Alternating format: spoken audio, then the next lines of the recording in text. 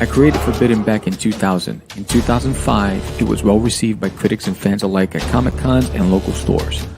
My goal for Forbidden was to create an epic fantasy tale that would last for generations. I recruited a local artist, Anibal Arroyo, who took the helm on illustrating the first 2 issues, and only 2 issues back then. After over a decade in limbo, it was time to finish Forbidden and reintroduce it to the world. Deep within the Earth's core lies a race that has existed for thousands of years. A race who are forbidden from walking the surface of the Earth due to a curse cast upon them by the evil known as Nokron. Centuries later, the world has evolved, and so has Nokron, in the form of David Hunter, a billionaire whose intention is to dominate the globe. Legend has it that one day the Son of Vox will rise from the ashes of the Earth to destroy all that Nokron has built. And that could never happen.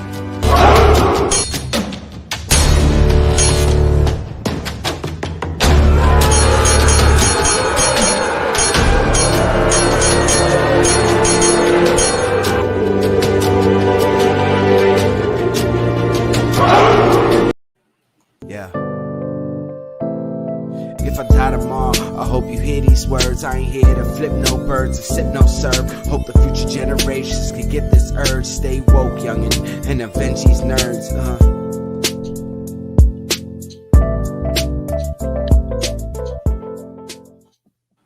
Welcome back to Nerds of the Rounds, guys, and we have a jam-packed episode. We have some great guests in the back who we're going to bring out. The first guest that you're going to see, that was actually from a Indiegogo by Sam Vera.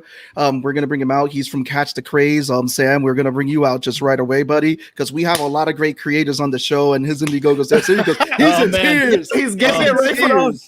Feeling the love. We're going to be featuring to thank my moms. Yep. Holding it down. We're excited because it's St. Patties Day. We're going to be talking some awesome careers. We're going to be featuring some awesome Kickstarters that are going on right now. That Indiegogo is one of them, and we wanted to highlight it. We thank Sam for coming on. Sam, welcome, and saludo, brother. Sir. Thank you. Salud. Yes. What's everyone drinking? I'm drinking Vino Comprero. It's a red wine. Nice. There we go. Well, our next guest, he has a Kickstarter that's actually launched right now. We're going to play the commercial a little bit later for his Kickstarter as well. He's the creator of Advent Dark. I want to give it up for the one, the only, Jared Brown. Hello. What's up, Jared? Good to be here. What up, Jared? How are you doing? Not too bad. So we're uploading your commercial. We're going to definitely be playing your Kickstarter commercial. What are you drinking to St. Patty's Day? Nothing tonight. I'm actually just a little bit of tea here. I went light this evening, so Nice. Yeah, Good for you. Cool. yeah. Try to come back a little bit. Our next guest, he's going to come back, and we're going to announce when his Kickstarter comes out. It actually comes out in the beginning of April, I believe. We had him on before. He had an awesome Kickstarter that got fully funded, which was Monster Hunter for Hire. Give it up for Matt Schorr. Matt, what's up? Hello. Happy Hey, St. Matt. Patrick's Day. Welcome Hi, back. Matt, how are you? Happy St. Patrick's Day. Good to see you since that fun episode we had back Dude, then. I'm so in love with this bow tie right now. Like, it's so mint. What is that styling? No. Don't get to float out very often, you know. You think but once a year. No, we want to thank you guys again for coming on our St. Patty's Day special, because we just wanted to do something live in celebration. What better way to talk geek with friends and also to talk about projects that people are creating. So we'll start from wait, I can't leave this last person in the back forever because, you know, he's definitely going to want to hear what you guys have to say and everything about the wonderful Kickstarters and campaigns and comics that you guys have created, because he's creating an awesome comic too, and I'm getting to work with him a little bit as well. I want to give it up for A.A. Ruben. Hey, I told you guys it was going to be a Jack. What's up, Ari? Welcome back. Oh, we're not. I don't hear you. We don't hear you, but cheers. You might be. Is your might mic be off. muted? It happens. Don't worry. This is the beautiful part about doing lives and everything, is that, you know, technical difficulties. It happens. Yeah. So what we'll do is we'll let first we'll start off with we'll start in order that you guys got introduced, so you guys can actually talk about your project. Yes. We got you. Yeah. There we go. We got you. All right. So we'll start with Sam, the crazy man Vera, about his project Forbidden. So this way, it's the Kickstarter that Indiegogo that you guys got to see earlier. The link is in the description. Sam, go right ahead. Yeah, so I am Sam, the crazy man Vera, and I'm also a comic book creator. I have a book called Forbidden. It's currently on Indiegogo. We have 10 days left. If you haven't pledged, please go out there and pledge today. But this is Forbidden right here. This is the this is actually going to be the gold cover. Nice. And this is the hollow foil cover. And I wrote the story back in 2000. Had a fantastic artist, Anibal Arroyo, did the first 2 issues. And I had a cover artist, David Quiles, did a cover. And then I have an artist, his name is Primi Santra, who finished the series. So 6 issues. But the first issue is on Indiegogo now. I wanted to reintroduce it to the public since I've been away from comics for over a decade. So that's what's going on. And, you know, I also produce Cast the Crazies, which is right here. Here's 1 and 2. And 2's actually being shipped this week. Oh, nice! I should be getting that. I should be getting that soon with my poster. Yeah. I'm doing all the final packing and the weighing tomorrow, and so that'll all be going out by Friday morning. Postman is going to be picking them up and taking them out, and so we're excited about that. And I took a word of advice from Sebastian, and I took the plunge with Global Comics, and this book, Alien in My Toilet, issue 1, that no one knows about, is now on Global Comics. They just did it today. I published it on their site today. Nice. And then in middle of May, I'll be at the CowCon for the first time, my first comic book event in 2 years, and signing copies of all those books plus my kids' books. Awesome, dope. Nice. And so the one you have on Global Comics, I think when we spoke a while ago, you had that. Is that the same comic where you had that figure made? Yes, Duty. Yes. Yeah. Yes. Okay. His name is Dudarius. He's from Uranus, and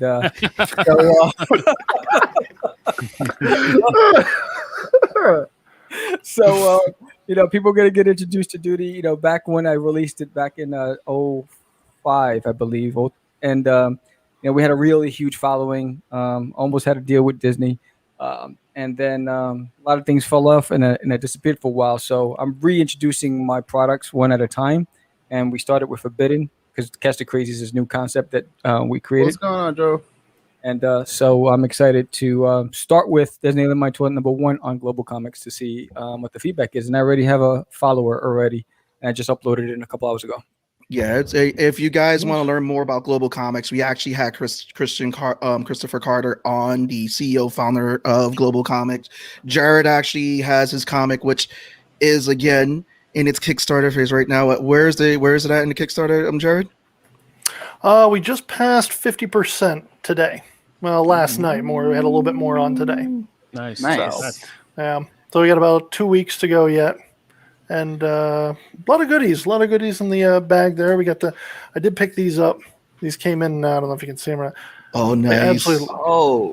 It's like really hard to get people to print the holographics. So I ended up just going. It's just just a sticker on the back there. But these things, like I got a couple of neat things here. They're a lot of fun to just want people to have something in their bags there when they come in. So nice. So tell us about the book Advent Dark.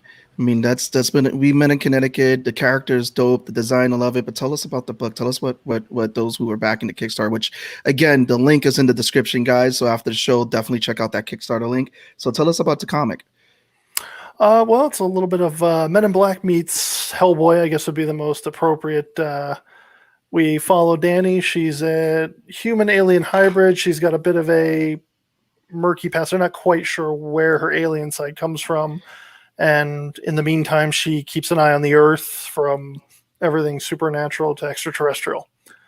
And we get to meet her team as we go along the way. Second issue, she gets a new partner, Wyatt Desheen, and he's had himself a bit of a rough time. So that's going to be introducing him and a bit of his backstory. So. And I'm just loving it.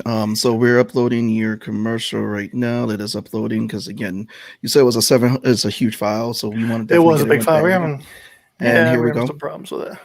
Are we all ready for the commercial for Advent Dark? Do we all want to see it? Let's go for it. Should we play it? Let's go. Do it.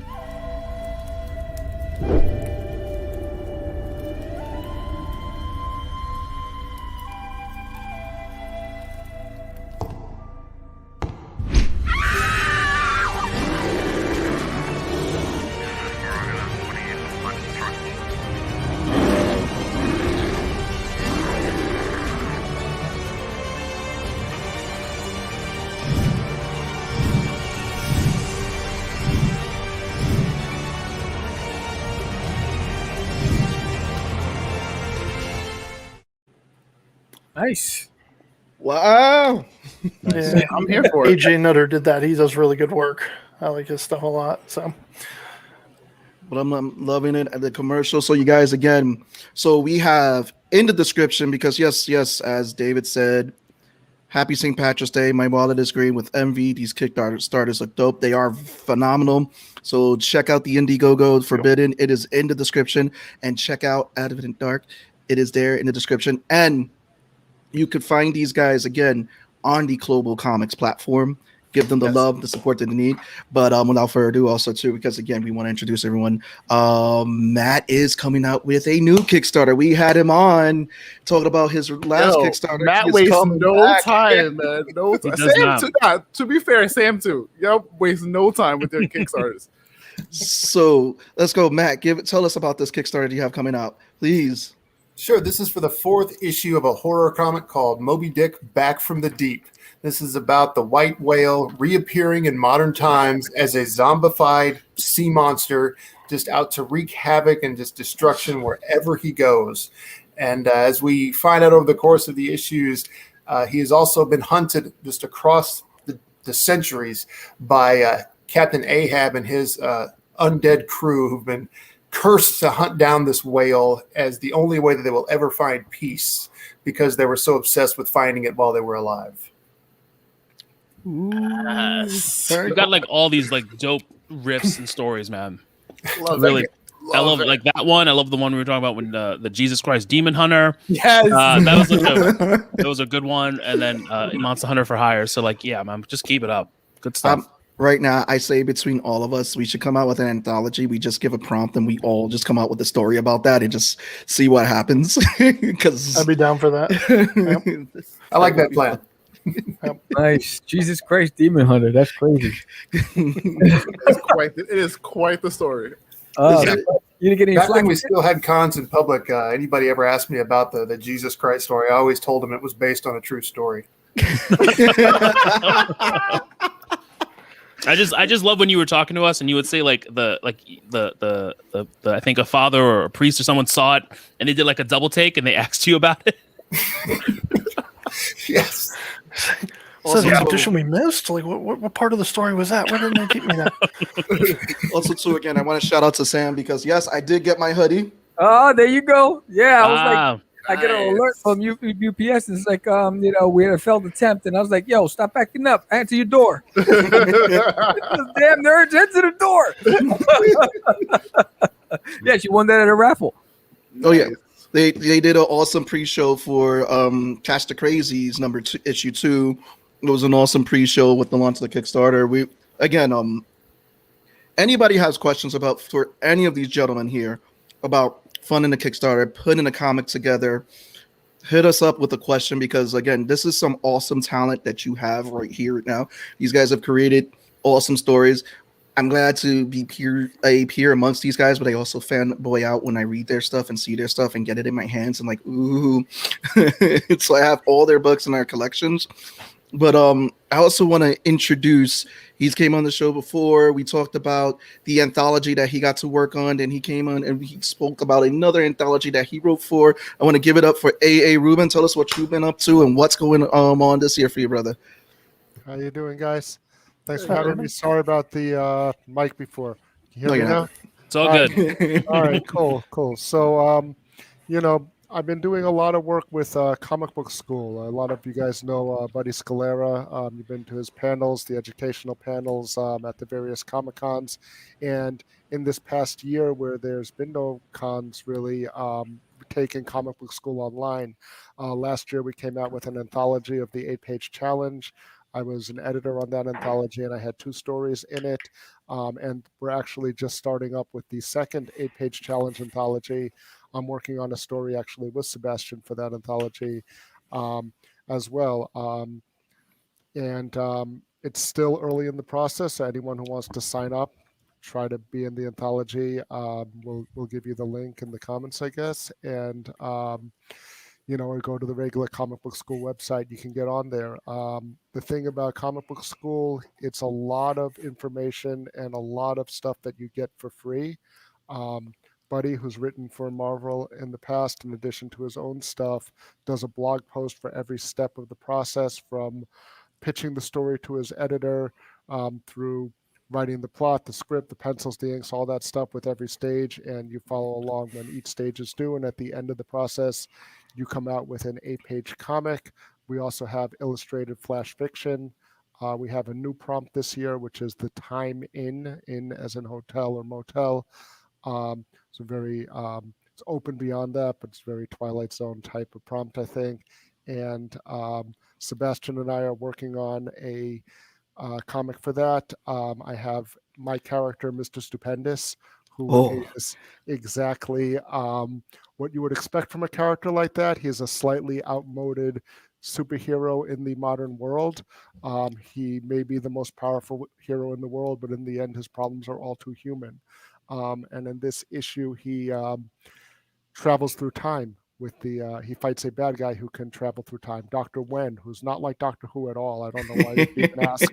And every time he's on the brink of defeating him, he jumps to another time period. And the page is, we actually have 4 different artists working on the comics, so that the different art styles change as we jump to the different time periods. Oh, yeah. You know, it starts in the present tense, goes back. The first jump is to the Golden Age. You get to the Silver Age. Sebastian's doing far future anime, and the characters kind of change, even though it's the kind of the same story as you jump through all of these different time periods. That's all I'm going to say about it now, but check us out on the 8-page challenge, comicbookschool.com. Nice. Also, too, our buddies at Comic Cast just pledged both books. What else you got? Come on. Nice. Just follow Very Matt nice. Schorr. I'm telling you, follow Matt Schorr. He got the next one, so you guys are supporting. And also, too, let's go, Ruben. Where's your Kickstarter? It's coming. It's coming. Not yet. But it's coming. And then Dave, always refreshing to see passionate, creative, and gift the story to us. By the way, I must ask Tone a question, but if I'll save it for later. I can't. Yeah, man. yeah, there we go. I can't with this guy. I can't with this guy. This hate. The hate is real. The hate is real. Oh, David. man. So we are here on St. Patties Day. Everyone here has created an original character. What would your character be doing right now on St. Patties Day? And we will start with Jared. Oh man, I had to go first. You'll be all right. I'd put her, given her look, she can't really go out in public, so I'd put her on base with a whole bunch of just different aliens, putting back shots of every weird galaxy-led booze you could get your hands on, I would imagine. I like So, it. she's That's up for a strong good time. stuff. Yeah. She's up for a good time. Matt, I'm sure she could drink some people under the table. I wouldn't put. I haven't gotten that far into it, but as a developer personality, she's definitely one of those that is not afraid to drink anyone under the table if she had to. So I like it. she's a badass. Matt, Yep. you have a pick of the litter. Go ahead, Jared. I'm sorry. nope, no, that's good. No, she'd just be hammering them. So Matt, you have a pick of the litter with your characters. You got a zombie slayer, Jesus, zombie. You have a zombie Moby Dick. You have. Well, we want to talk about the monster hunter. What would he be doing today? The monster hunter would be wasted without a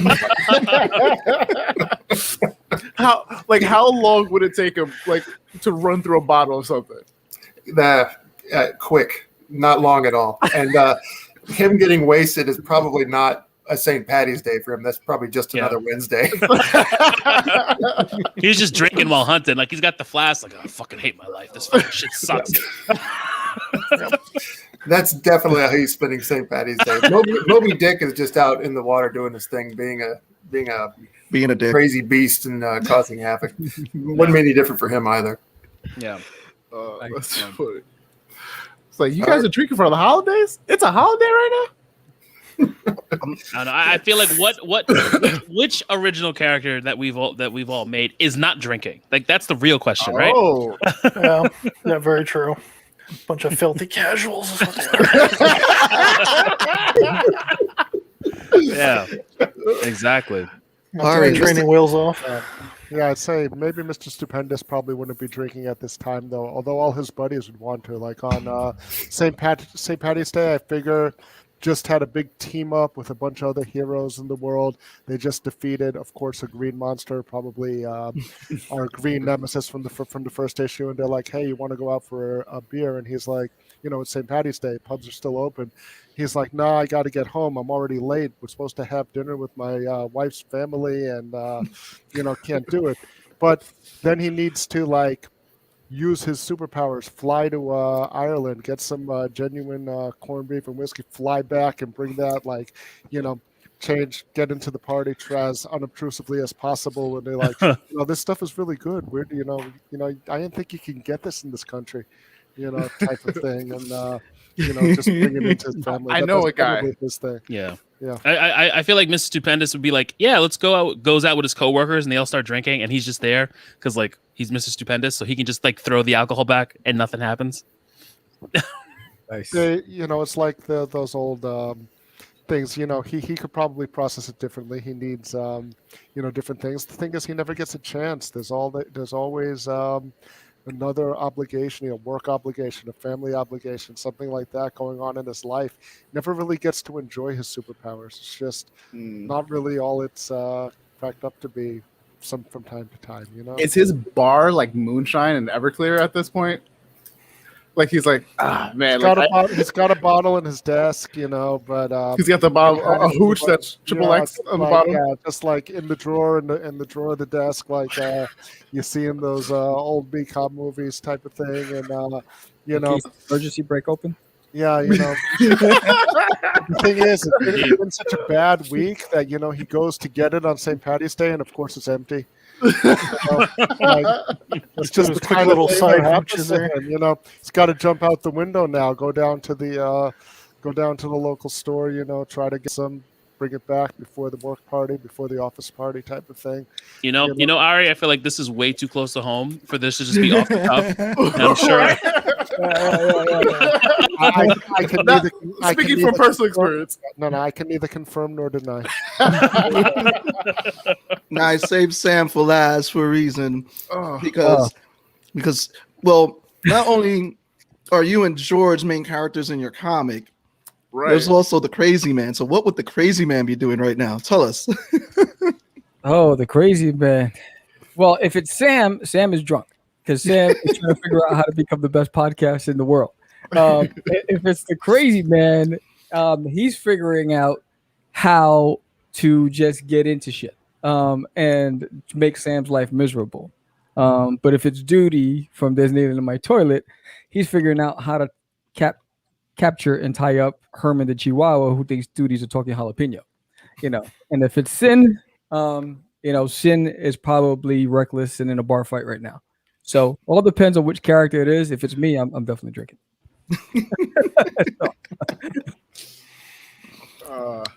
So out of all the series, what has been the one character that you guys have created that you just at some point, you know what, I just want to off this character? I would start with Matt with this one. Ooh. That's a hard one because I really like all my characters. It's like how do you choose your favorite? Yeah. Well, in Moby Dick, there is a character, a certain politician who is rather irritating. Who, if I was going to off somebody, I would definitely want to off him, but I haven't yet. But there's a chance. No, probably not. I think he's going to survive. It's one of those horror stories. Oh, The guys you like are the ones you lose. It's like kind of Game of Thrones-ish in that sense. Oof. Yeah. Rough. That makes him good though. Gotta get the whale to eat somebody. He's eaten several people by this issue. It's got to be in the middle of a great big triumphant speech like the Samuel Jackson. Thank you, Tom. Thank you. Exactly. Yes, indeed. Sam, we're gonna jump on your boat now. Sam, what character have you created that you wanted to off?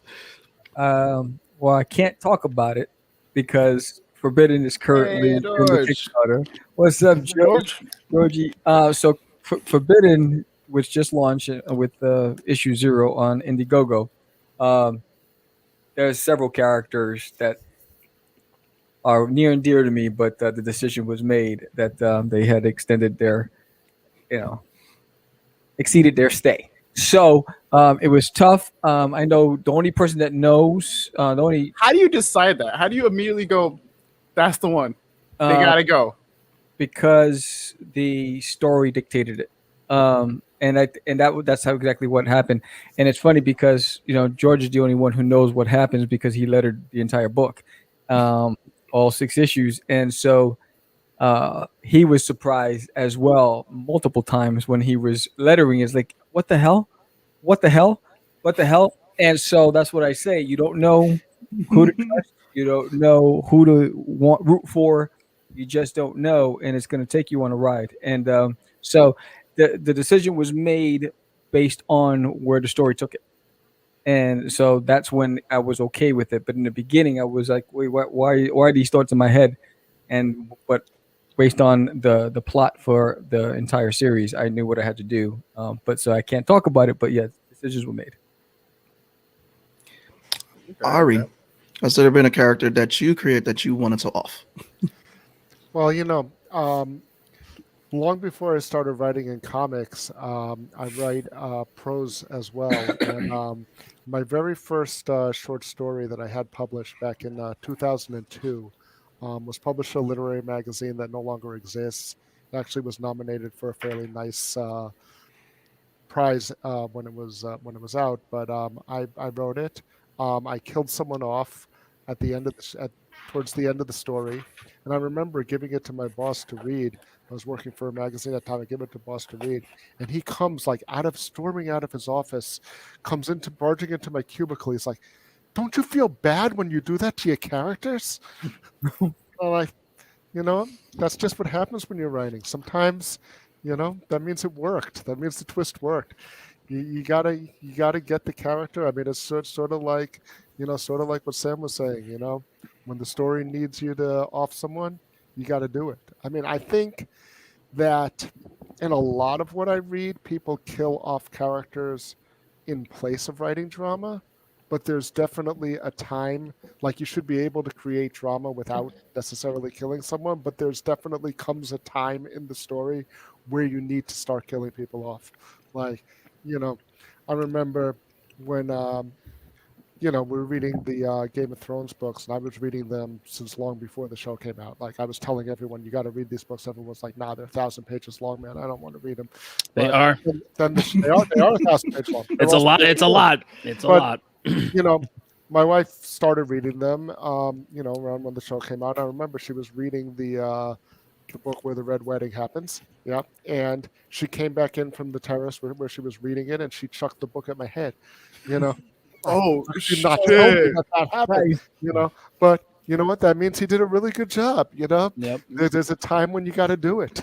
So, all writers know that. It's all these famous things about, our writers and our search histories and what we research. And like, no, don't. I'm not actually a serial killer. I'm a writer.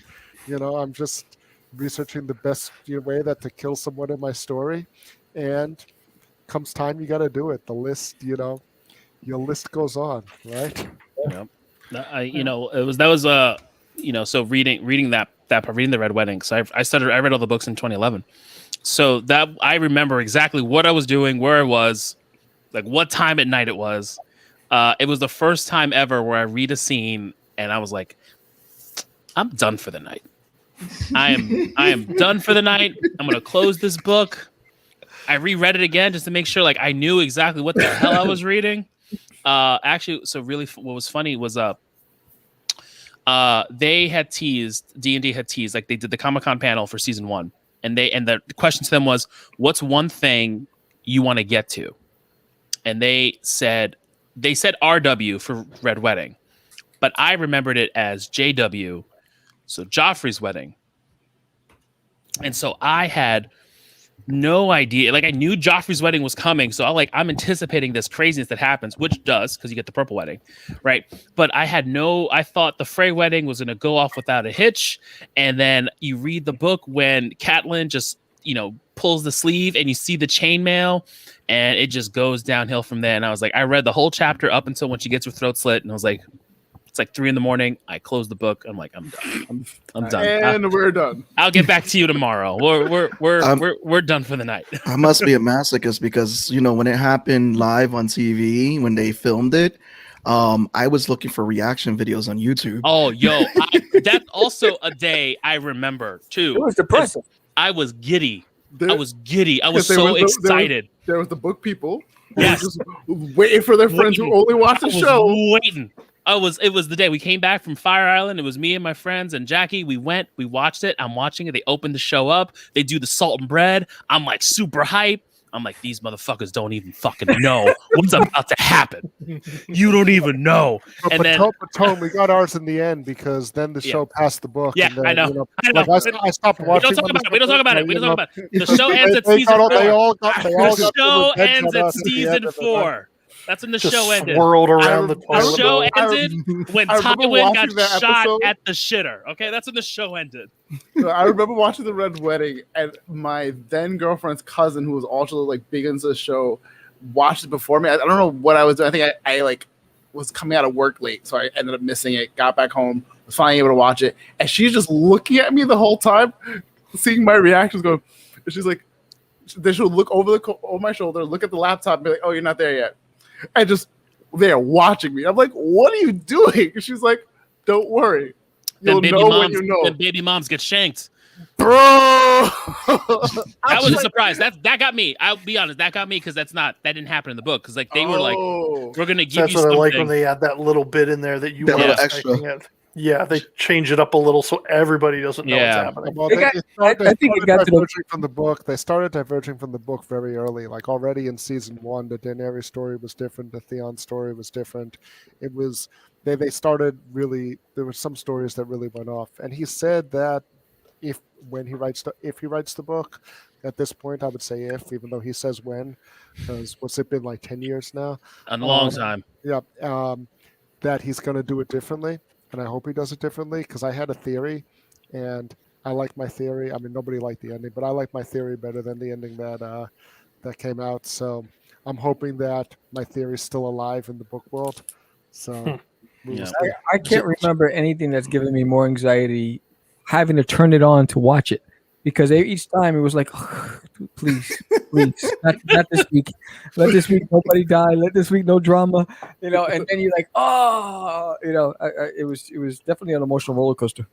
Yeah, and then the other good one aside from the Red Wedding was when Oberyn died because he came in like a fucking boss in episode 1, season 4. Because I saw an early premiere at the Barclays Center. They did like a whole to do. So he comes in and Pedro Pascal just fucking kills it. I'm like, yo, I love this dude. Yeah. It sucks. His head's gonna get crushed, but I love this that dude. Was crazy. When he's walking up on him, he's laying there. I'm like, dude, get away from him. Get back. And he's like standing over him. I'm like, he's gonna die. That's it. He's dead. Yeah. He's like, he's stupid and he's dead. Well, now he wears a helmet now in The Mandalorian. Jared, what characters have you created that you're like, you know what? I just want to off this character. Well, it's a little early to discuss who and how, but I'm a little Tarantino on the whole thing. Like, nobody's really safe, but I've got ways around it. It's kind of a rough one to go, but I've already got at least 3 of them that I plan. Some are gruesome, some are more of a sad. Yeah, but I want it to be that shock where you're not really looking for it, and then there it is. But it does have purpose. It's not just for the shock. There is, like Ruben had said, it goes for the story. It all leads for the story. So I was already talking to Johnny C about it, and he's like, "No, it's too early." He goes, "Wait, just wait on it." I'm like, I want to kill this one now. He's like, "No, don't do that." I'm like, "All right." I was like, "We'll move it off a little bit."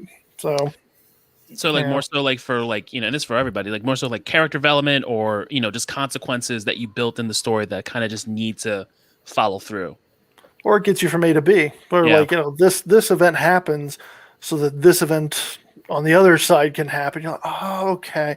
Like everything is cause and effect. It isn't just, there's a plan. So, it's for me, it's like, I forget who it was. I think it was Xenophanes who said it, where there was a big argument among the ancient Greeks about tragedy. And, Aristotle was talking about hamartia and the tragic flaw and the tragic plot and all that kind of thing.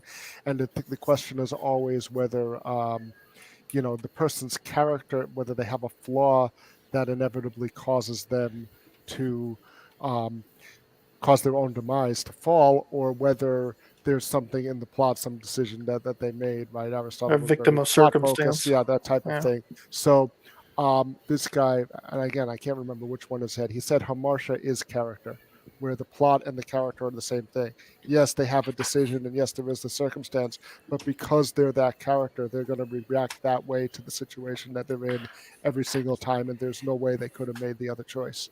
Like, Hamlet is never going to be decisive, and Macbeth is not going to be ambitious, and Oedipus is, whatever. He cannot make the other decision. Like, that's just because of who they are. But it's also the plot. It's when the plot interacts with the circumstance that you get something that is logical and inevitable, and it has to happen. And if it doesn't happen, it won't be a satisfying story. And that's why there's so many tragedies that are among the best stories, is because we like these flawed characters, but we also like, we need the logic to come out that they're going to fall in the end. Even in the redemption stories, because in the going back to your Jesus Christ Demon Hunter, and they're based on a true story, even if it's a fall to rise, which is that archetype, there still has to be that fall, and there's often a fall and a resurrection type of thing now. But there's all sorts of stuff you can read about this, and writers should read, not just Eric, but a lot of Joseph Campbell stuff, and here's all of that kind of stuff that shows that there's a way that stories work, and this is one of the ways that stories work. There's logically has to happen that in a certain kind of story, a certain character has to die. And it should be emotional. That's what the catharsis is. That's what we're going for, right? And, if you don't deliver that, you're not going to be successful as a writer. You could play with that. There's a way of playing with a convention and turning it around. But even doing that, you're still somewhat relying on the convention in the first place, I got the fun bar drunk question for your characters.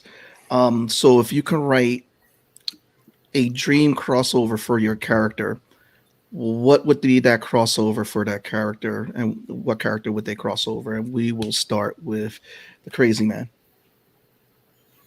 It would be a crossover with Alf. Ooh.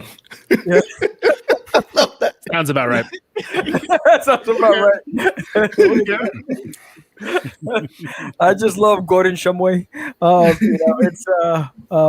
a big fan of Alf, and I always thought that one day I'd be part of the team that recreates and remakes Alf. It would be something in the lines of a crossover with Alf. I love that. I give me that. I would fund that Kickstarter right now. Makes sense. You got one that eats cats, and you got you're a guy who a Chihuahua's after. So it really falls in place. That's it. Jared. I'd probably go with Flash Gordon. Have Danny out there doing some kind of patrol, got pulled out to an outer rim, runs into Ming the Merciless as like just a squadron. Ship's wrecked, and she ends up having to board his ship, and finds Flash caged or whatever, and busts him out, and they just go tearing ass through the ship. That would be, I think it'd be a lot of fun. I've always enjoyed that, and it'd be kind of neat to see a retro look to the whole thing. So that'd be fun. I like that. Yeah. Does he throw the football at her? No, there's no football. No, there's no footballs. Maybe a grenade or something. Maybe they could like team up and do a little grenade throw or something. But yeah, I don't think they'd cage him with the football. It'd be fun. It'd be hilarious. But yeah. Ari. No, still on Mr. Stupendous. I would say let him go with one of those humorless, dark versions of Batman, and just have the contrast between the two of them. And just Kick-ass? let them go through, get him look through like that. Because I think if he goes with another character, he's sort of the straight man, but if in terms of the comedy stuff, but if he goes with another, fourth wall breaker or something like that. It'd be too much. It wouldn't work. I think it would be either one of those straight-laced Superman or one of the really dark Batman, and that would be a nice contrast for the two of them. Matt, you definitely you have the Monster Hunter and you have Moby Dick. What is the cream crossover for you? I gotta Don't admit, forget Jesus. the Monster Hunter would be fun to cross over with any 80s horror franchise, I think. Just to throw Tommy up against like Freddy Krueger and just his reaction to Freddy's all his one-liners, and Tommy's just like, oh, this guy. Or throw him up against Jason. Would he be annoyed at the, like? Would this be a thing where like they teamed up, or he had to fight him and he's just like, "Fuck this! I don't want to do this shit. I don't sleep enough as it is." Yeah, it's definitely the latter where he has to fight him and he's just pissed off about it. Throw him up against Jason. It's like, oh gosh, this again. But otherwise, one thing I think really would be fun, almost a dream, would be to actually team him up with Buffy the Vampire Slayer and that gang, and have him have to work with that team who is also kind of jaded and cynical about all the monsters they keep having to fight, but they're not quite at his level yet. Mm-hmm. So Buffy's constantly saying, Tommy, dude, come on, man. I think that would be a fun story. They're still a little hopeful. They're still a little cheerful about things. I feel like there's a whole bunch of them getting too old for this shit. Like a lot of those whole energy. That whole energy, man. Like, I mean, now in life, I have that energy. Like there are times where, like, I think I was building something for my kids, and I just was like walking the IKEA shit into the bedroom, and I just mumbled to myself, "Getting too old for this shit." And then, like, did I just hear you say that? I was like, "Yeah, it just happens."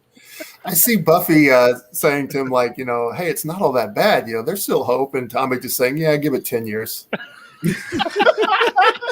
You'll be where I'm at.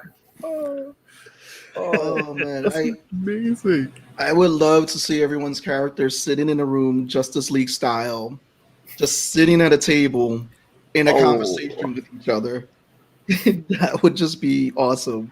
But speaking of, go ahead, Jared. No, I'm saying that would be a lot of fun just to see the interactions and just who would be more abrasive to who would play off the other. Yeah, Yeah. That would be a good time. Yeah, dude, Who's the character that you want when a bar fight starts out, and who's the character that started the bar fight for you guys? And I will start with Jared. That would be Squeak and Weef, the alien duo that they are the mechanics there in the shop. There are a couple of refugees from a war crash landed. They ended up in Vegas and living like kind of behind the strip kind of thing. So they already are up for a good time, and they're a little wild and they're a little naive. So one more so than the other, but one's built like a tank, the other one's wiry. So if you were going to have that fight, I definitely would want them on my side. Who started it? Which one of them? I'll be Weef. He's the one he's the tank one. He's kind of like a big alien armadillo looking kind of. Yeah. Okay. He'd definitely be the one starting it. So just looking for a good time. Is he one of those where someone bumps into him and he's just like starting shit? No, he's a more jovial, good-natured kind of guy. He'd be like that fun bar fight. He'd be laughing the whole time. He's got people in headlocks. Yeah. Oh, okay. Yeah. He's just there for a good time. Yeah. Yeah. He's just having the best day of his life there if he's in a big bar fight like that. Yeah. Awesome. Yeah. Let me see, Matt. I'm not going to pick the Monster Hunter, actually, because I think he'd probably be passed out by the time the fight started. I think if I'm in the middle of a bar fight, I definitely want Ahab from my zombie Moby Dick story, because Ahab is relatively insane, and I think could definitely hold his own in a fight. He's been hunting this gigantic, monstrous zombie whale for centuries. I think he can hold his own just about any situation. And as for who started it, it was definitely Ahab. He mouthed off to somebody. I love that it's the same person. Yeah, it's definitely Ahab. Snuck up behind the guy and said, "From hell's heart I stab at thee," and clogged him over the head with a bottle. Ahab's attitude throughout this whole series is a good day to die is a day worth living for. I like that energy. I like that. I respect it. Sam. The starter of the fight would be the crazy man, because he'd be dancing up against some woman, and the guy would be pissed off, and he didn't know what he's doing. And the guy who won at the fight would be Viejo from Forbidden. You'll see him in issue 3, actually issue 2. He's definitely a kick-ass geezer, and he's got a lot of chutzpah. In fact, Hector Rodriguez just did a great piece of Viejo. It's like going to be featured in the book as well. But yeah, Viejo had one at the bar fight. Viejo is like, you ever seen Roadhouse? Yeah. With Patrick Swayze and what's his name? Horse. What's the other actor's name? His buddy? Sam Elliott. Yeah, Sam Elliott. Viejo's like Sam Elliott. That's the guy who won at the bar fight. Fearless. Doesn't matter how old he is, he's ready to just throw hands. Got that old man strength plus all that experience. I mean, it's Yes. just The old man strength. They fight smarter, not harder. exactly. Now, is that They just fight wait. ending quick because he has all that experience? And he has the energy to keep up. Viejo's gonna whoop some ass. All right. Ain't wasted movements, man. So I could see two scenarios going down. I'll stick to the one that Sebastian's doing with me. Dr. Wen probably started the bar fight. He was probably doing something unfair using his time jumping powers, and someone figured out that something wasn't on the level. And, but he's not sticking around for the end of the fight. He's jumping out of there 15 minutes later, maybe into next week, when it's all settled down. What's 15 minutes to a time traveler? He just hits the thing. He just goes, he's farts over, and he just comes back. It's done, maybe a couple hours just to be safe. Who's going to end it? Who you want? I mean, you always want the superhero on your side. You want Mr. Stupendous to be there. He's probably not even drunk, right? Which help him out too. Right. So he's probably the one you want to stick behind, although not too close, because he might get, hit accidentally, and then it wouldn't be so good for you.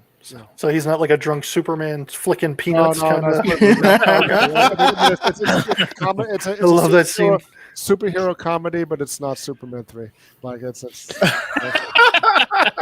That's how I always want to see a drunk superhero, like a Superman 3, just flicking peanuts at the bar. All pissed off. Could you imagine That was a the best drunk part Hulk? of that movie. Yes. Could you guys imagine a drunk Hulk? Oh. I could imagine it. So I feel sorry for everybody. How about but- this? Yeah. How about this? If he's a drunk Hulk, but he's a happy drunk. So when he's like drunk, he's always Banner. Like he can never turn into the Hulk. So you get Banner, and he's just at the bar, and they keep him at the bar all the time. Just like keeps buying him. Like he's on Iron Man's payroll. He just has, Tony keeps paying for his drinks just so he won't turn into the Hulk and start smashing up. And you got to keep it going, because the second he sobers up, he's going to be really pissed about it.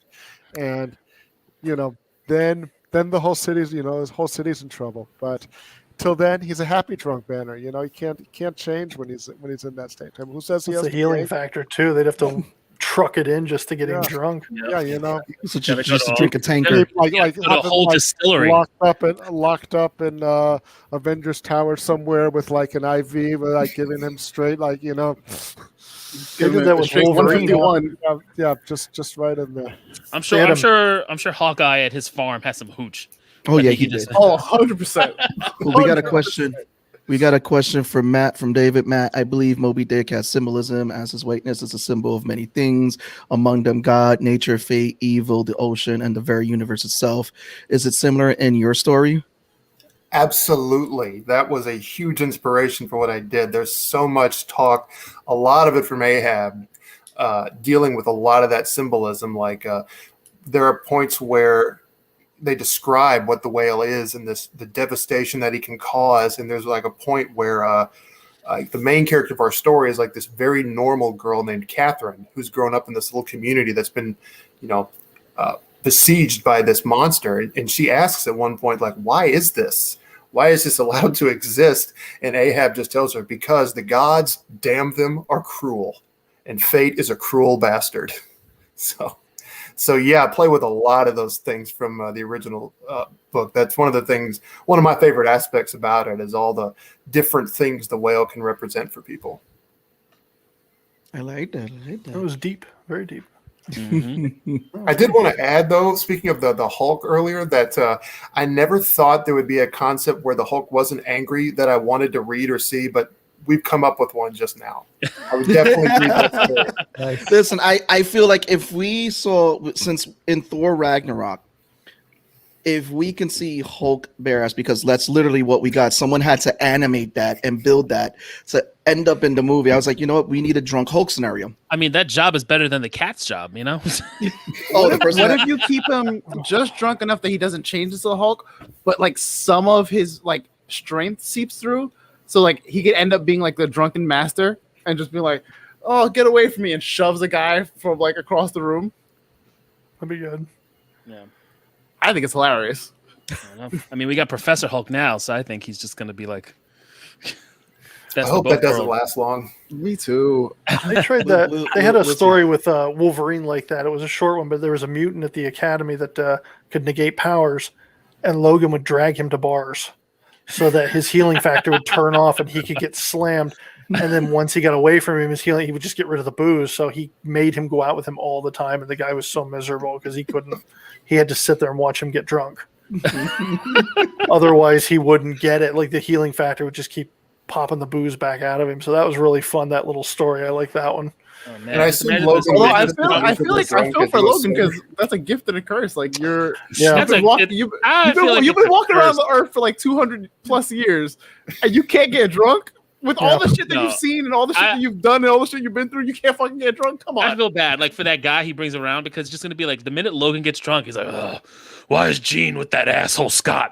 Why can't she be with me?" Like that's what all that shit would be. I want to say Spider-Man was in that issue too, because Spider-Man finds him at the bar and he's like, "What are you doing?" And he's like, and the guy goes to get up and he's like, "Sit down." And like he wasn't allowed to even like go to the bathroom or whatever. So yeah, it was a while ago, but it was a good story. Spider-Man has the weirdest best friends because it's like he always ends up in that scenario. Because first of all, it's either Wolverine or it's Deadpool, and Deadpool is always dragging him around. It's just hilarious. What was it? Deadpool was trying to recreate the Spider-Man scene. David wants to know what do you think? What do you think Hulk's drink of choice would be? Moonshine. Toilet It's got to be absinthe, right? It needs to be, something green. You know, Hennessy and Hypnotic. He can have the drink that's named after him. Yeah, they can have the Incredible Hulk. Got a grasshopper or something like that, right? I mean, you got to keep it consistent. Which one of you said toilet hooch? By the way, I was too busy laughing at. Yeah, he's like prison hooch or whatever they call it. The absinthe thing is funny because a martini. I see him drinking like the liquor that they would have in like those old Looney Tunes cartoons, where anytime it dribbled out, like it would burn a hole in the floor with the 3 X's. I feel like whatever that is the Hulk's drink of choice. I feel like that's the Hulk's drink of choice, but I feel like Bruce would drink like a giant fishbowl, just a fruity fishbowl, and just there like hugging it. Just I like this. He's definitely Bruce is definitely like a daiquiri pina colada guy. Just having a nice fruity frozen drink. Just be like, So at that point, because we have to keep him drunk before he changes, he would have to drink a fishbowl. But then afterwards, we'll give him the heavy hard stuff. So he's got to be one of these like. You got to give him one of these hipster mixology bars that they got, and he's got to be like drinking it and trying to figure out like all the different chemical components like on the bar napkin as he's, just sort of. Happy St. Patrick's Day, Chris. Happy St. Patrick's Day. Hey, Chris, how are you? That's one of my cover artists there. He does a damn he's fine an awesome job. artist. If anybody hasn't seen Chris Madd stuff, please check out Chris Madd's art pages. Phenomenal artist. I have him and Chris Wachowski, or Kyle Wachowski. Both of them are excellent artists. I got to the last time I got to see Chris Madd was AwesomeCon on 2019. And again, I just walked by and say it was just phenomenal stuff that he just had out there. It's like again, I recommend everyone to definitely check out Chris Madd stuff. And again, cheers to everyone who's watching. Happy St. Patrick's Day. This is a special live nerds. I'm gonna take Just really quickly for all those who joined I'm all us, we done. got Sam Vera, who has an Indiegogo in our description. Check out the description; it's forbidden. Then we have Jared Brown, who has his Kickstarter for Advent Dark. It is in the description. Matt Schorr is coming out with his Moby Dick Kickstarter, which is going to start in April. We'll definitely have the links up there for you guys. Our AA Rubin is part of Comic Book School. They are working on an anthology series. They're working on Creator Panel number 2, which I'm having the honor of getting to work with Ari with his new book, Mr. Stupendous. But I wanted to get into this question because it's St. Patty's Day. Everyone likes to, celebrate St. Patty's Day, throw a little bit of drink in the back and all that. But also too, there is an interesting thing coming out tomorrow, which Law is not ready for. What do you guys think about the Snyder Cut coming out? What are your guys feeling? You see, we just had Law just left. It's like it's we are at let's see, what is the current Rotten Tomato score? I'll tell you right now. It is apparently 78% with 121 reviews. Ooh. Jared, what are your feelings about the Snyder Cut? What are your predictions? The polished turd comes to mind, but I don't want to pass judgment until I see it because there was some cool stuff. I just feel like if you've got to go back and recut an entire movie, but basically it never had a chance because he had the tragedy there. Snyder had to leave, so the whole thing got passed. So you can't judge too harshly in that respect. So I'm not going to do it because I haven't seen his version. We got a patchwork of his and what's his nuts? What's his name? Joss Whedon. Joss Whedon. Joss Whedon. Yeah, we had his version technically. So I'm going to wait to pass judgment on it, and we'll see how he did. So, Matt, is it going to be something that pleases Ahab or something that pleases Moby Dick? Please tell us. I don't know. I have rather strong feelings about Snyder's take on Superman, so I have passed on everything he has done since Man of Steel. So I will pass on this as well. So I have. You are a lucky son of a bitch. These two assholes are forcing me to watch this shit, and I don't want to do it. Yep, you have to. I sat through PBS in theaters on opening weekend, and I was upset about it. So was I. Ridiculous. And I watched Justice League, and I was like, I'm good. And everyone was like, you gotta watch the Snyder good. Fuck out of here. I don't want to watch that shit. I've just decided. Clearly, there are people that like it. I'm not one of them. Like I reacted so strongly to Man of Steel. I have been mad. That movie made me madder than any movie I have ever seen. And then that was sort of like my wake up call. Like, you know what? I might be taking this a little too seriously. So I stepped back and I just decided, clearly DC's movies, they're not geared at me anymore. So they wasted a good Superman is what they did. They wasted a good Superman. Henry's excellent. Henry's great. Yeah. He is. Point. I'm not knocking the actor at all. I think Right. That's the shame Superman. about it all. Yeah. Now, fortunately for me, I've only seen the pilot, but Superman and Lois so far, gosh, I heard great things. I heard That's that's great really things. good. They're doing that right. Tyler. And I mean, I'm one of those. I'm a huge Superman fan. I have embraced virtually every verse. I liked Smallville. I mean, people hate Smallville, but I even enjoyed that. I liked Dean Cain. I mean, yeah, I remember watching those. Those were good. There were things to like and enjoy about every one of those, but Man of Steel, jeez. Anyway, like animated series, anything holds top on pretty much anything they've done. The animated series may be my all-time favorite, right up there with Christopher Reeve's portrayal. But anyway, so much has been said, good and bad, about Man of Steel. There's no point in me. I think our whole generation, anyone who grew up in the '90s or like was able to watch any of the like cartoon series that came out, whether it be Batman or Superman in that light, that's pinnacle. Like those are the voices we hear when we see it. Those are the ways and mannerisms. Granted, they may act different, or you may like a different take that they took in the comics, but like at least 70% of my friends look at that and go, yeah, that's my Batman, that's my Superman, that's my this, like that's how he acts, that's how he interacts with Batman, that's how he. So like seeing all this now, I'm just like, Yeah, all those characters. I mean, so my son started watching Justice League Unlimited just to, and I was like, oh shit, I'm not getting any work done now.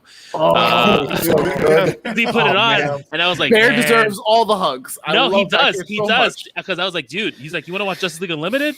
I'm not even gonna make you watch the first show of Justice League. Just watch Unlimited. Unlimited's fucking amazing. Wow, you jumped him to a limited? No. I didn't jump him. He chose Unlimited, and I think because he saw the Okay. heroes. Listen, he's 6. I'm not gonna screw with him with continuity and all that stuff until That's fine. That's a little bit later. But yeah, I mean that's my Superman. I love watching that Superman. Like that's my Superman. That's my Batman. That's my Wonder Woman. That's my Green Lantern. I love Jon Stewart. Like he's like my favorite Green Lantern. Although I do love Hal, especially when he's voiced by Filoni. Or not Filoni. no Oh no, you're thinking Castle. God damn it! Wow. I'm just naming names. Oh my god. Nathan Fillion. Nathan Fillion. Nathan Fillion. So I was going Yeah. through all of his fucking voices that he voiced, and I was like, "That's his character's name. That's his character's name. That's his fucking character's name." He's Cade 6 in Destiny. Like I just, yeah, Cade. That Yeah, show Nathan took a Green Lantern that was relatively obscure and made him so important that by the time they tried to make a Green Lantern movie with Hal Jordan, the first thing people said was like, "Who's this guy? This isn't Green Lantern."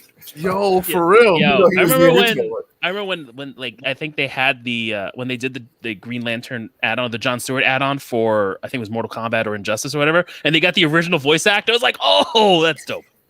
Yeah. Sam, I want to get your take. Are you ready for the Snyder cut tomorrow? See, I come from a different perspective. I give everything a shot first before I impose my opinion. So, I'll wait till the end credits before I decide. Can we get a Facebook rant after that? How are your current feelings of Man of Steel and BVS? We won't count Justice League. I plead the fifth, Yana. That shit. We're not doing that. We're not doing that. Oh, I love it. I love it. Oh man. Oh man, this for anyone who doesn't know, this is actually most of what Creative Aftercon is that gets drunk talk at the bar, just like your favorite shit and all that. That's pretty much. That's why it's like I save Ari for last, because Ari, what are your feelings for this movie tomorrow? See, I hate to disappoint you. It's something that I am way behind and not able to see yet. My kids are also young, and I saw Man of Steel in the theater when it came out. I had mixed feelings about it, to be honest. I really liked it when they were on Krypton. I thought it was great when they were on Krypton. I really didn't like it when they were after Krypton. It's the last of the 3/4 of the movie. It's a long movie. It's a long movie, so but since then it's on my list to catch up to watch the rest of them, but I haven't done it yet. I mean, I'm just now catching up with the Marvel Netflix shows, which I love. You're not missing anything if you I have watch the DC movies. I guarantee. My son who's 3 is obsessed with Spider-Man, like absolutely obsessed with Spider-Man. So when superheroes are on, it's mostly Marvel.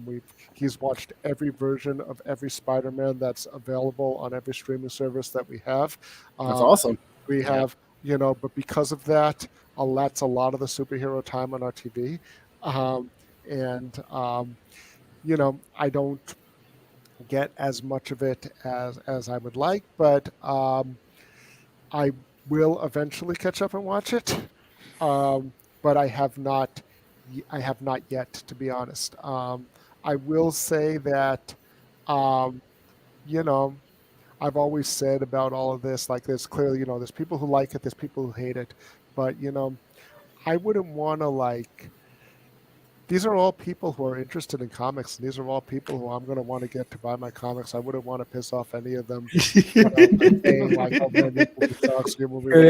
answer. So, I'll see it when I catch up. It'll probably be a year or two before I catch up to that. I got my wife caught up on all the MCU now. Like I said, my son's caught up on every Spider-Man from like the 60s until the latest thing that came out. And Oh no, we just came back from the bookstore the other day. Wanted a Spider-Man book. He got a board book with John Romita Senior's art in it. Ooh, It's pretty nice. awesome. So he takes out like from my shelf. I had it out to give to scan it and give someone a reference. I had my Ditko Spider-Man out because Silver Age is one of the things that we're covering in the Mr. Stupendous story, and I kind of wanted it to go more. I had my Ditko out, I had my Bollywood Daredevil out, and he picks up my Spider-Man book. He gives me my, Marvel Masterworks first Spider-Man, the lead Ditko one, and he takes his board book today, and he says, "Daddy, you read your Spider-Man book, I read my Spider-Man book." And we're just sitting there reading our Spider-Man books together. But eventually, he's starting to be interested in Batman and Superman, so we will catch up eventually, probably, but not right now. So until then, I'm like Sam. I'm like, I don't know. We'll see what Plead it the is. fifth. Well, not plead the fifth, because to plead the fifth, I would have had to have seen it, right? It's more like reserving judgment until I have something to judge. I will not judge it based off of hearsay or any of the opinions on either side. When I get to watch it, I'll watch it. I'll give it a fair shot, and I'll tell you honestly then whether I liked it or not. I'm half looking forward to it. I'm half not, because it's a 4-hour movie. So 4 hours. It's Like 4 Lord of the hours. Rings. It's 4 hours. I mean, it's probably it's I was gonna say like 3:30, but we're all gonna scrub through the No, credits. no, it is 4 hours runtime, my good sir. No, with the credits, I mean, that's what I'm saying, like 3:30, 3:45. Yeah, so it's No, a 4-hour it's gonna movie. be 10 minutes of credits, and it's gonna be fucking 3. Still so He's mad. got every second counted. I am so mad that I have to watch this. Is there an after credits? I was gonna spend. I There's was a gonna hundred. There probably will be. Like an An extra extra, an, 20 extra, minutes. an extra 20 minutes of after credits. They I have, was like, avoiding 5 this like the scenes. plague for years, and then they were like, "Nah, but we gotta watch it." And I'm like, "The fuck we don't." Oh, we're gonna Like, talk "Nah, after we gotta the watch credits it." Who's too. we? Who the fuck is we? He's like, you have to watch. No.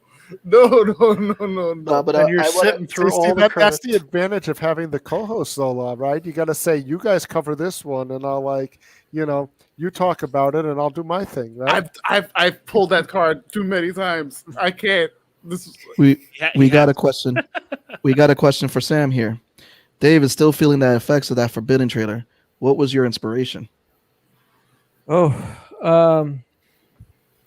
The story. The story was my inspiration. Forbidden is a story. I created it in 2000, and started with the character Sin, and he was the first character I designed, and the story was built around his name.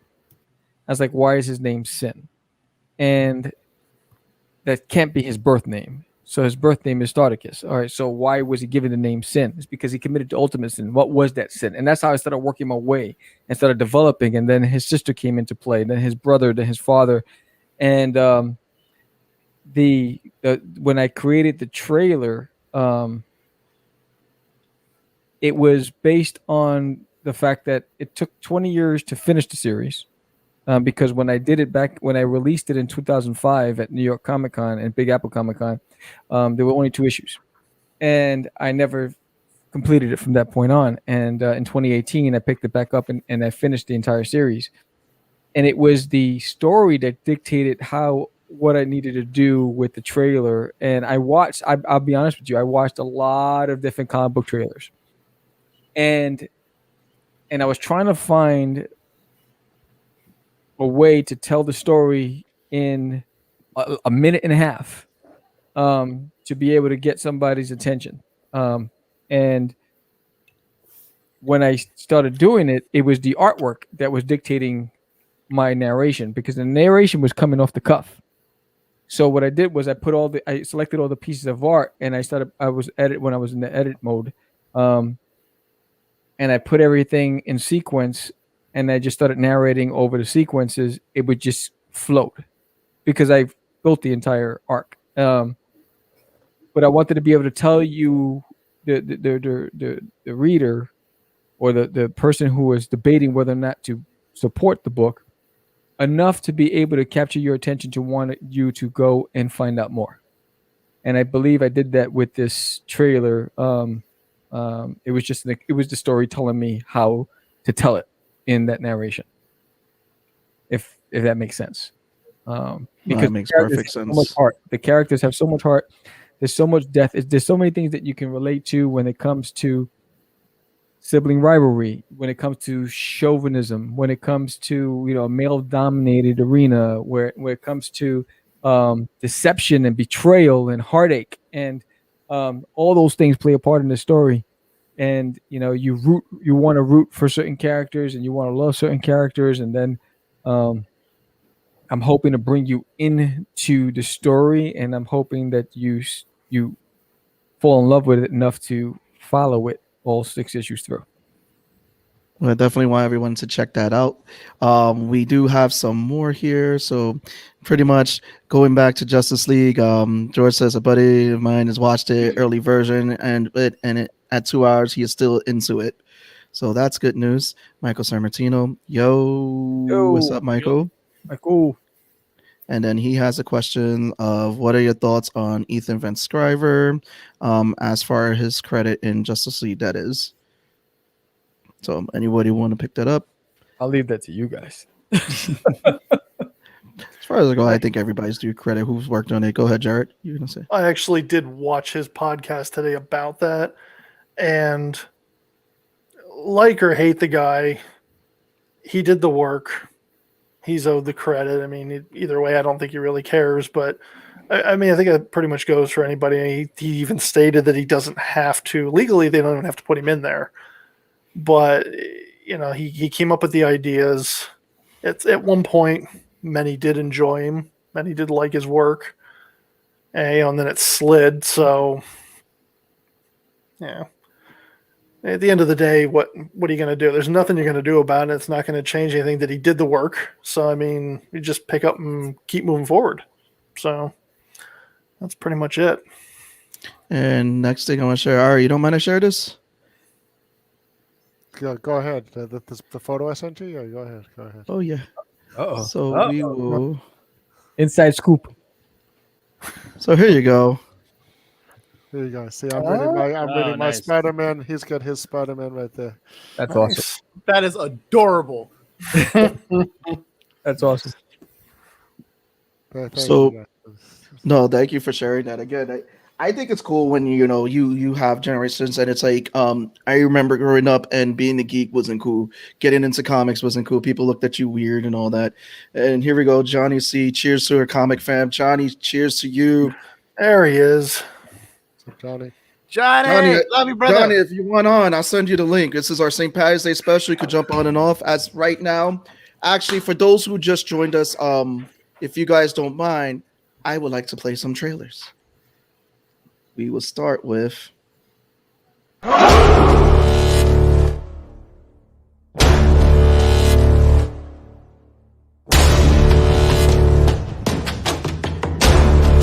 created Forbidden back in 2000. In 2005, it was well received by critics and fans alike at Comic-Cons and local stores. My goal for Forbidden was to create an epic fantasy tale that would last for generations. I recruited a local artist, Anibal Arroyo, who took the helm on illustrating the first 2 issues, and only 2 issues back then. After over a decade in limbo, it was time to finish Forbidden and reintroduce it to the world. Deep within the Earth's core lies a race that has existed for thousands of years. A race who are forbidden from walking the surface of the Earth due to a curse cast upon them by the evil known as Nokron. Centuries later, the world has evolved, and so has Nokron, in the form of David Hunter, a billionaire whose intention is to dominate the globe. Legend has it that one day the Son of Vox will rise from the ashes of the Earth to destroy all that Nokron has built. And that could never happen.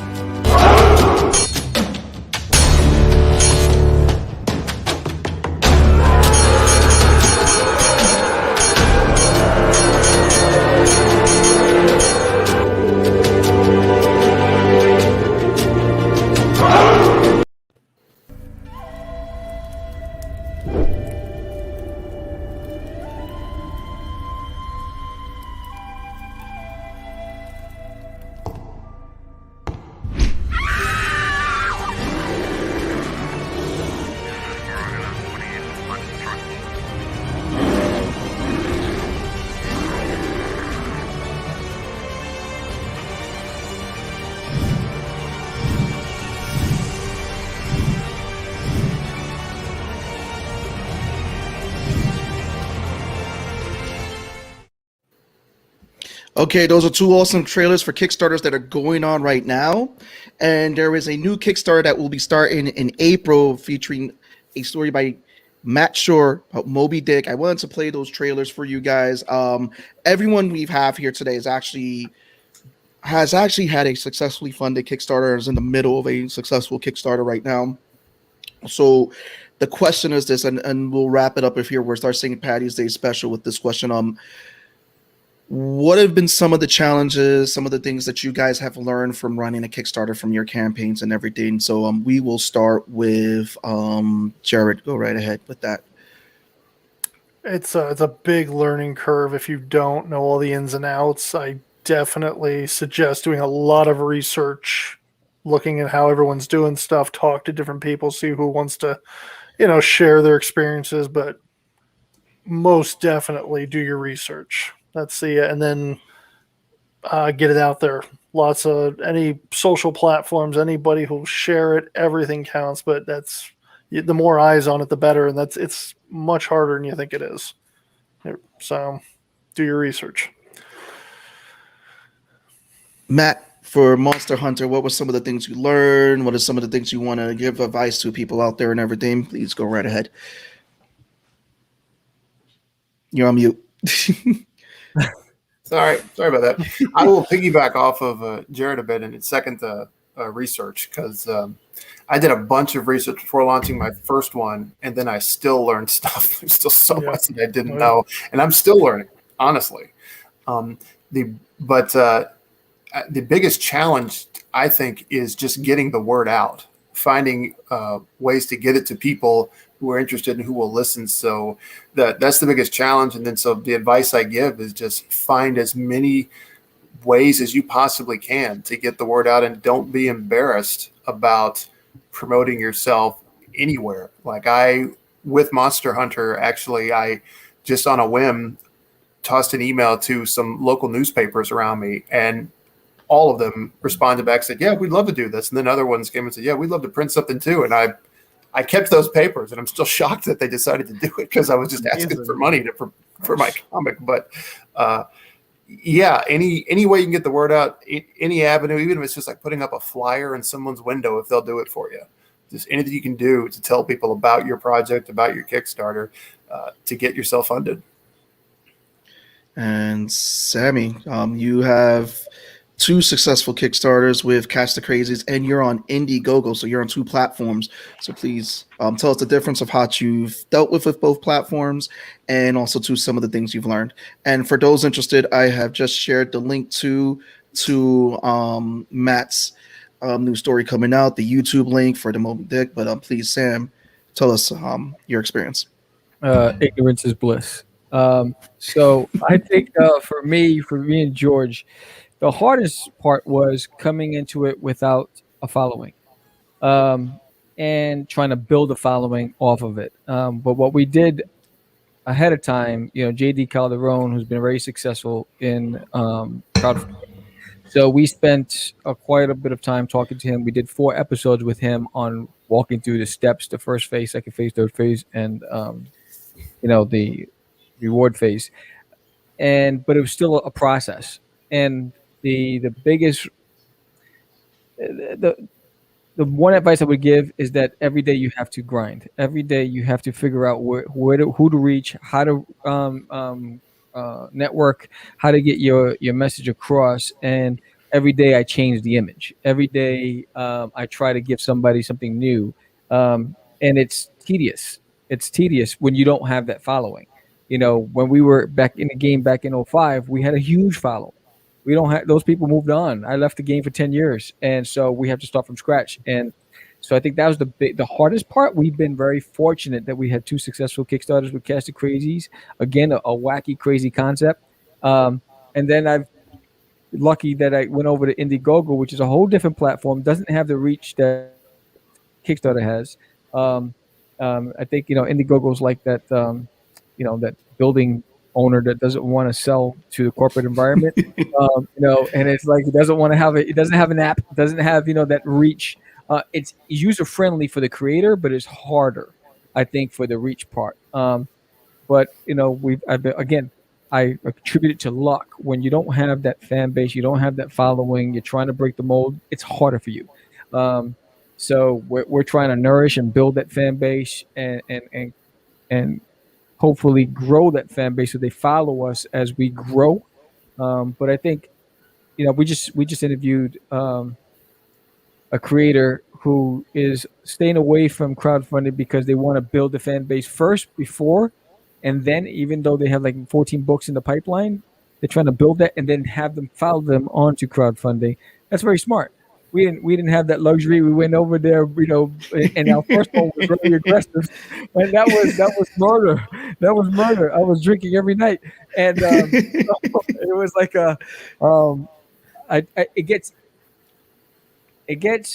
easier with your routines, but it's not guaranteed. The work is what you have to put in. So no crowdfunding is guaranteed. It's the hustle that you have to put behind it.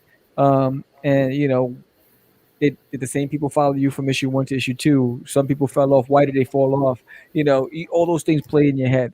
So I think you have to constantly reinvent yourself. You constantly have to network and connect in an environment where everyone is competing. You're competing with a lot more than you were back in 2005, and so what's going to make you special? What's going to make you stand out? And it's going to be your game. It's going to be your hustle.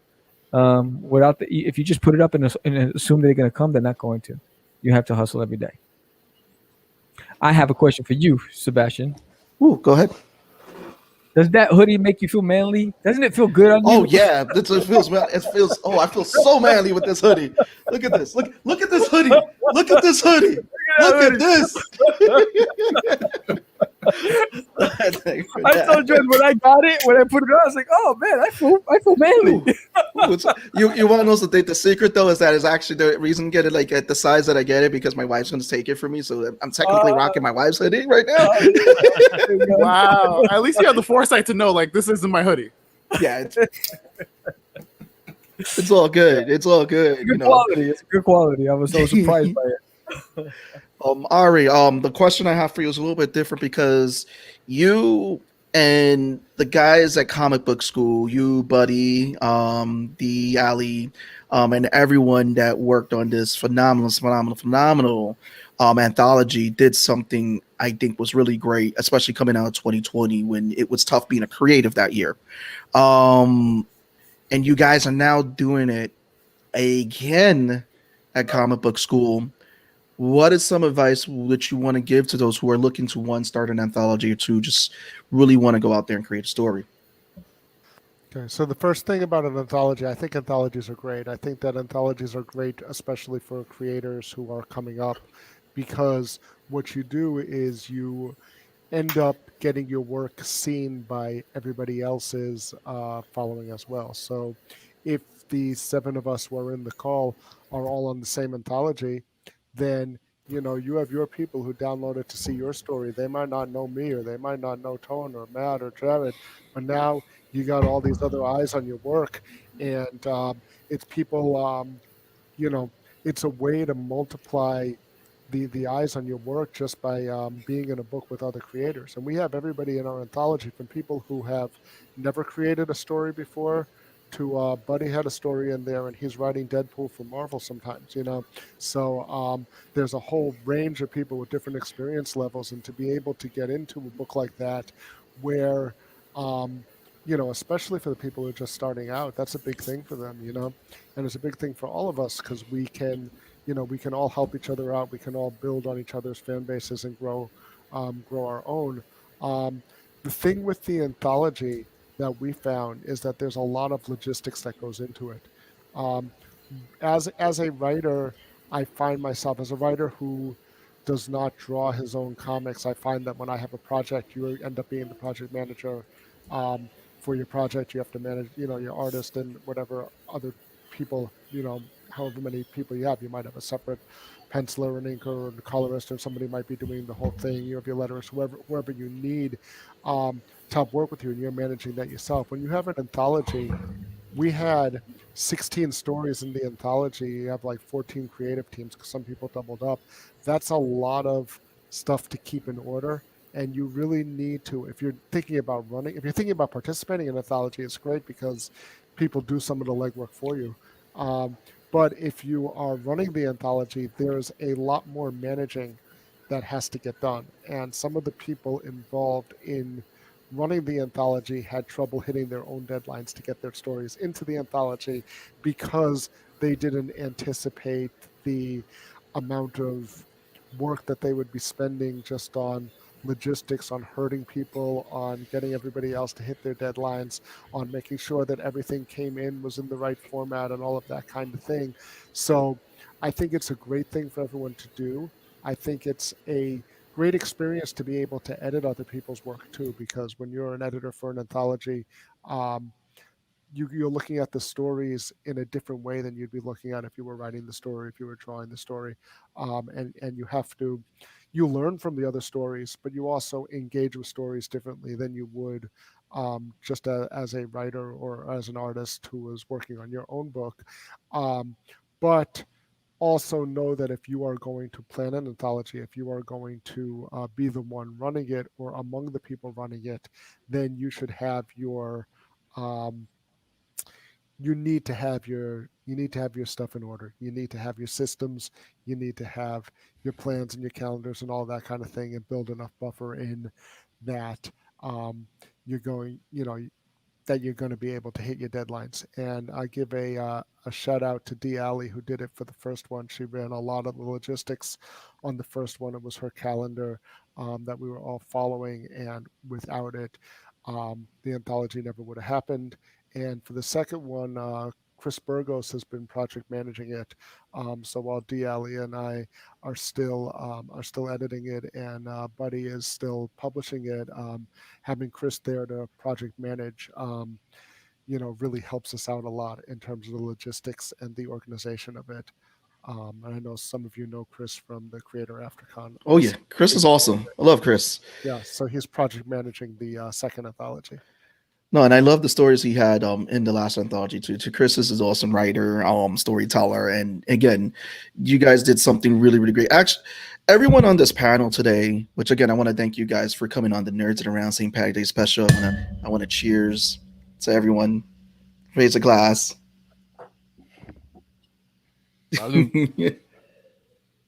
Empty. Mine is empty. I mean, you guys, yeah, I'm almost done. No, but you guys have all came out and created wonderful titles, and you're still pushing out new wonderful titles. Again, for everyone who has saw the commercials that we played, make sure you are supporting that Indiegogo for Forbidden, for what Sam has put together, and his team that they have put together. Make sure you're supporting that Kickstarter for Jared Brown for Advent Dark. I can say again, this is an awesome book to have in your collection. You can find their work now on Global Comics, because again, Global Comics is an awesome indie platform. Make sure you're following Matt Schorr. Support the new Kickstarter he has coming out. We are going to have more updated information. I just put the YouTube link out there in the chat out there for you guys, so that this way you can go there and check it out.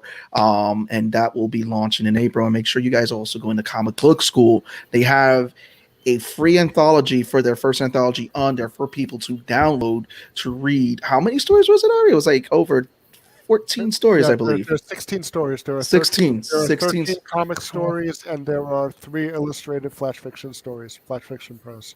And it is free for people to download, read, and learn about new creators. And again, I thank you guys for coming on. Again, love having you guys always on the show, especially Sam. Always love having you on the show. Matt, you're always welcome back. Ari and Jared. Jared has just been nerd doctrinated. This is his first time on the show. This will not be the last time. Well, my second podcast really here. I'm still kind of green on the whole thing, so it's a perfect day to be green on this. Yeah. Yes, it is. Yes, it is. We'll be featuring these We'll guys. definitely have you guys back for sure. Yeah, it's a good time. Again, this has been a happy St. Patty's Nerds edition. This is Billy Sebastian. Spoiler law. Anybody Tone from across the hall. Everyone have Peace a good out, night. everybody. Peace. St. Pat, happy.